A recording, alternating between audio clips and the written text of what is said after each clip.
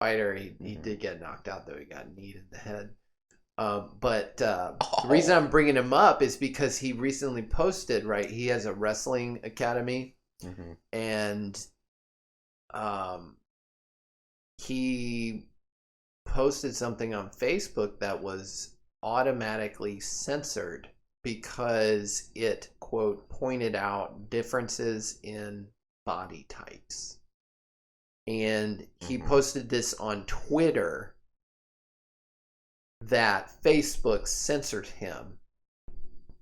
And that was notable to me because it's like you're posting it on Twitter, which is as arguably as bad as Facebook when it comes to this censorship. It's just that it seems like Facebook might be a little bit ahead of Twitter in terms of its technology.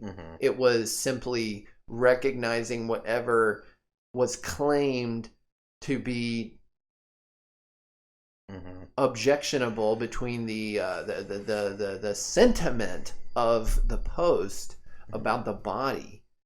And that, like, you can't talk about the differences in body type because it could be offensive to people. And it's like, so now we're it's like the freedom of speech is the freedom to offend. I mean, it's like, do we have it or do we not? Because if we have a culture of sensitivity around offense, then we don't have. But it also illustrates that these companies have invested enormous amounts of resources in people and technology to evaluate on a programmatic scale the sentiments of other people, purportedly, and the alleged sentiments of whatever was posted. They have to look at whatever was posted, whether it was just an image. And this is what PJW is talking about, is the Pentagon and DARPA's, like, how do you go about evaluating, quote, memes? Memes could be an image. It could be an image of text. It could be an image of an image. It could be an image of an image of text. Like, it's art. Well, in one way, it is kind of a form of manufacturing consent when you limit the space of freedom of speech to, like, mimetic warfare, for example. That's like psychographics. So you can kind of sum up someone's reaction to a particular post based on whatever the text image combination is going to be. Right. So in a lot of ways, memes are kind of like the next frontier of propaganda because they're almost instantaneously digestible. They don't take any time to look at and get the desired reaction, the desired sensation. So the headline here is almost inaccurate in its timing, because did they just declare war on memes, or have they always? The United States government memes has always war. propagated. Yeah, it is. They understood this before any of the millennials on the internet understood it, because they how about Edward Bernays? We can do it. We can do it. We can do it. Right. Let's smoke cigarettes and join the military and divorce our husbands. Right, and buy cars because it's a sex status symbol. And eat bacon and eggs for breakfast. That's right. And 8 hours a day. Everyone get out there and vote, or else you're a bad citizen. I mean, these are all Bernaysian concepts. And this guy, it's proliferated to such an extent on all these new levels of technographic depiction that it's so pervasive. In memes, of course, memes are set up to be this supposed horrible new technique of extremists to upset the political process, and all the framing around what was already implemented. I mean, you could really go back as far as like the counterculture stuff with like Timothy Leary and the Beatles. I mean, ultimately, memes have been encoded in all kinds of different media. It's just been recently that we've added all this kind of visual internet connectivity interaction with them. Memes have been around for a long time. It's just the way they've been psychographically implemented in the way that we associate with them today is relatively new.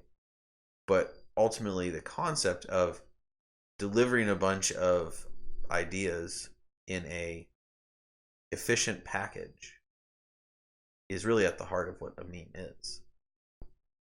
It can be visual, but you can also have audio memes that don't have any visual element.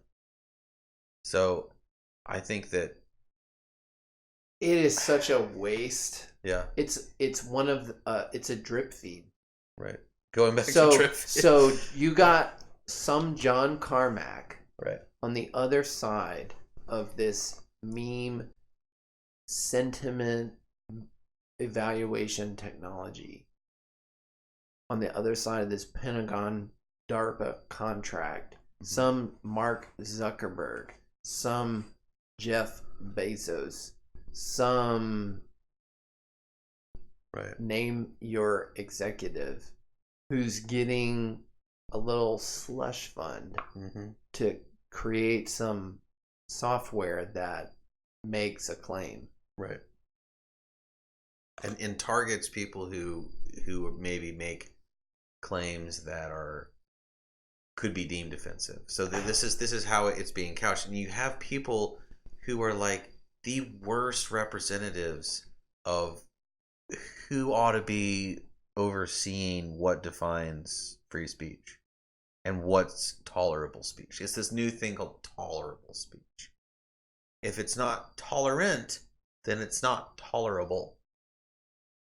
And so they're using this kind of hack within the First Amendment by saying that, oh, well, we'll just basically bombard the First Amendment with all these insurmountable things that people can't recover from it. We're going to tar and feather the First Amendment with all this hateful content that is spread on the internet because these people have the quote unquote freedom of speech, and it's an underhanded tactic basically to do a guilt by association against anyone who has any deviation in opinion, essentially from whatever the Big Brother screen tells them what their opinion should be.